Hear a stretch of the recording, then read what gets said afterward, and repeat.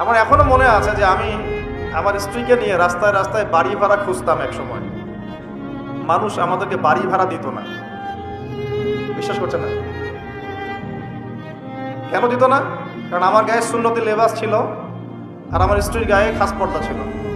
বাড়ি ভাড়া দেওয়ার আগে খুব গড় করে প্রশ্ন করতো, কোথা থেকে আসছেন, কি দরকার, কোথায় চাকরি করেন, কি করবেন, মানে আতঙ্ক একটা। না জানি কোন গ্রহের মানুষ আমরা, ও বাড়িতে না জানি কি করব। এই যে একটা ভাইব ছড়িয়ে দেওয়া হয়েছে সমাজের মধ্যে, দাড়ি, টুপি, পাগড়ি, জুব্বা, বোরখা, এগুলোর দিকে মানুষ একটা সন্দেহের চোখে তাকাচ্ছে।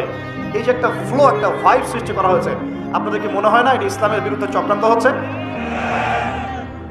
দাড়ি, টুপি, পাগড়ি, জুব্বা, বোরখাওয়ালা মানুষটাই সারা দুনিয়ার সব অপকর্ম করে বেড়ায়। এই সারা দুনিয়াতে যে সমকামিতা চলছে এখন, সমকামিতা বোঝেন কিনা? ছেলে ছেলের সাথে জেনা করতেছে, নাউজুবিল্লাহ, আর মেয়ে মেয়ের সাথে জেনা করতেছে এই যুগে।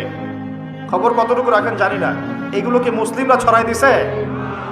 সারা পৃথিবীতে যে মানুষ এখন সুদ খায়, মোটামুটি সবাই সুদ খায়, কম বেশি আর কি। কেউ বেঁচে থাকার চেষ্টা করে, কেউ করে না। কোনো কোনো সময় দেখা যায় বেঁচে থাকার চেষ্টা করার পরেও সে বাধ্য হয়ে সেখানে সুদ খেতে হচ্ছে। এমন হচ্ছে কি না? এই সুদভিত্তিক অর্থনৈতিক সিস্টেম কি মুসলমানরা চালু করে দিছে? সারা বিশ্বের মানুষকে হারাম কি মুসলমানরা খাওয়াচ্ছে? সবার ফোনে ফোনে ইন্টারনেট সেকশনে ঢুকলেই দেখবেন পর্নোগ্রাফি, নগ্নতা, দেখেন না?